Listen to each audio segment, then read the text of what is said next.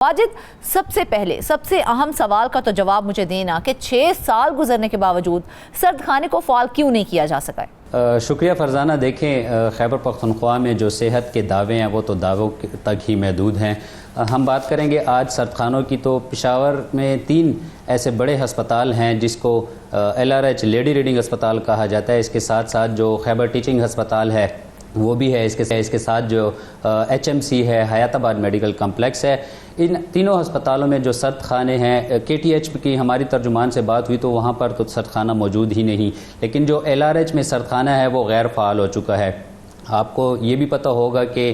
صوبہ خیبر پختونخوا دہشت گردی کی زد میں رہا ہے، تو اس وقت جو بم دھماکے ہوتے تھے تو اس کے بعد جو تھی یہ لاشیں وغیرہ جو تھی وہ سرد خانے تک منتقل کی جاتی تھی، لیکن اب جو ہے یہ 6 سال گزر چکے ہیں۔ یہ LRH کا جو سرد خانہ ہے یہاں پر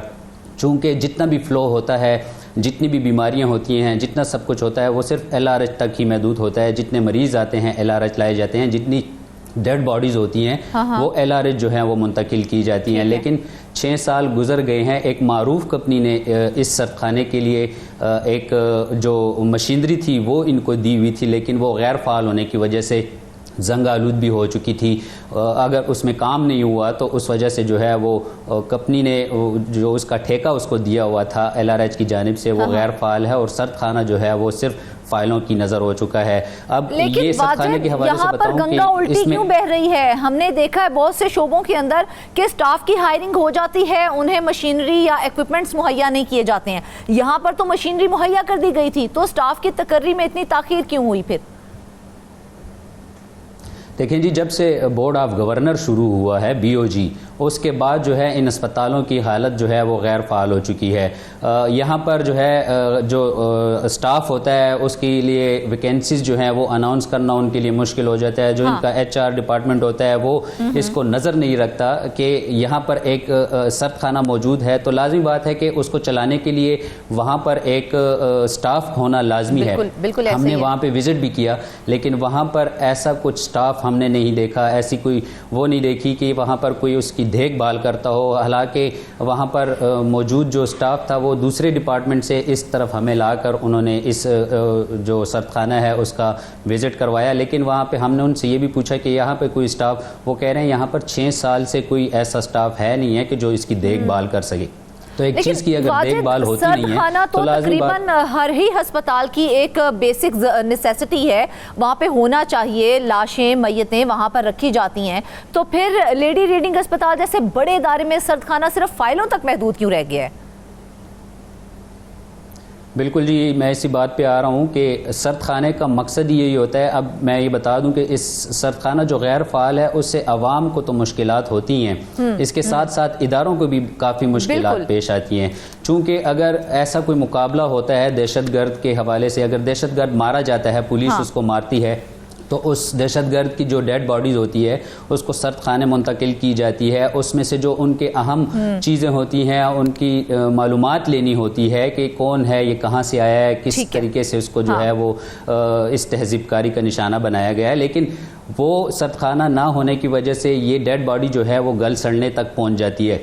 چونکہ وہ مسخ ہو چکی ہوتی ہے، ڈیڈ باڈیز زیادہ اس کو نقصان پہنچا ہوتا ہے، تو لازمی بات ہے کہ گل سڑنے کے بعد اس کو دفنایا جاتا ہے۔ تو جو اہم معلومات ہوتی ہے سیکیورٹی اداروں کو وہ بھی اسی وجہ سے رہ جاتی ہے کہ سرد خانہ یہاں پر موجود نہیں ہے، غیر فعال ہے، تو جو معلومات ہوتی ہے وہ رہ جاتی ہے، سیکیورٹی اداروں کو مشکلات ہوتی ہے۔ اس کے علاوہ اور بھی بہت ساری مشکلات ہوتی ہیں سرد خانے کی وجہ سے۔ وہاں پر جو لوگ ہوتے ہیں اپنے لوائقین،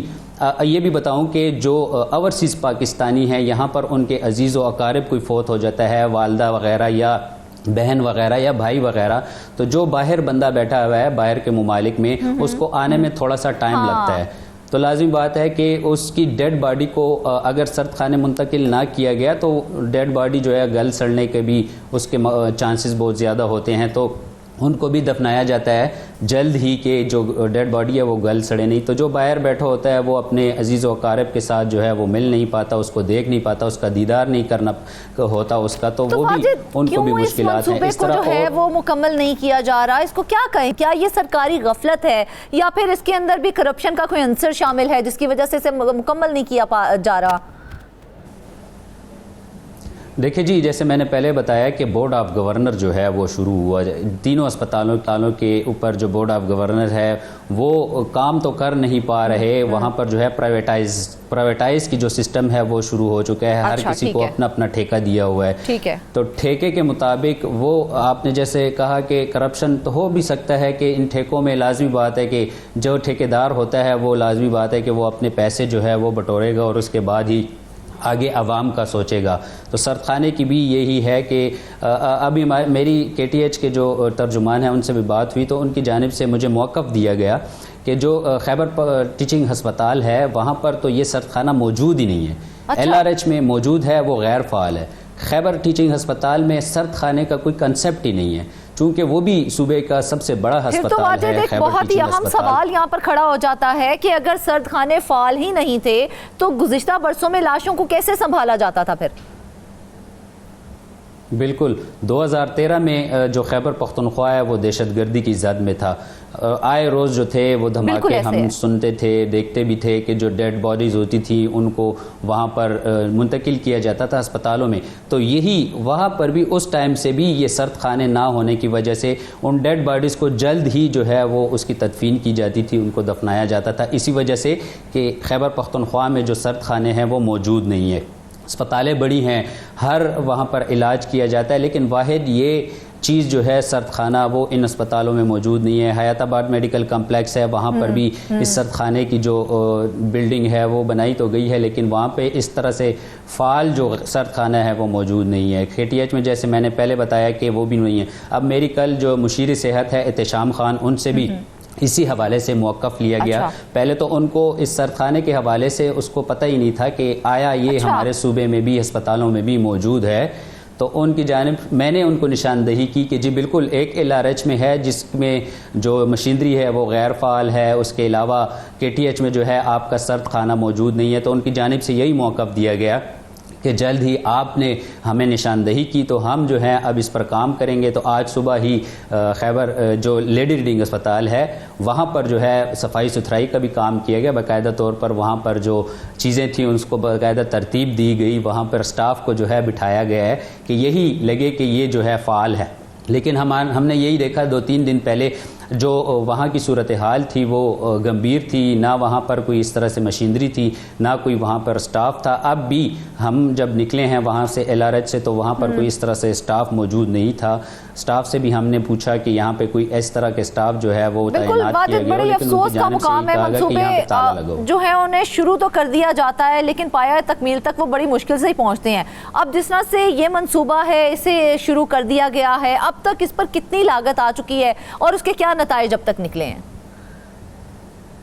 دیکھیں جی، جیسے میں نے پہلے بتایا کہ ایک معروف کمپنی جو تھی اس نے یہ مشینری جو ہے وہ ڈونیٹ کی تھی LRH کو۔ اس مشینری کا کام یہ ہوتا ہے کہ سرد خانے میں جو ٹمپریچر ہے اس کو -, ڈگری تک منتقل کرے، مینٹین کرنا۔ سرد خانہ کہتے ہی اسی کیوں ہے کہ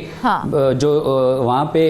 ٹمپریچر ہوتا ہے اس کو -, ڈگری تک وہ کریں، چونکہ ڈیڈ باڈی جو ہوتی ہے وہ مسخ ہوتی ہے، وہاں پر ان کو گل سڑنے کی وجہ سے جو ہے وہ مشکلات ہوتی ہیں، تو اس سرد خانے میں اس ڈیڈ باڈی کو رکھا ہی اسی لیے جاتا ہے کہ وہ وہاں پر ٹھنڈک کی وجہ سے محفوظ رہے۔ تو لازمی بات ہے کہ ایک جو غیر فعال چیز ہے، جو معروف کمپنی نے ان کو وہ چیز دی ہوئی ہے، اس کی دیکھ بھال نہ ہونے کی وجہ سے یہ جو مشینری ہے وہ ناکارہ تو ہوگی۔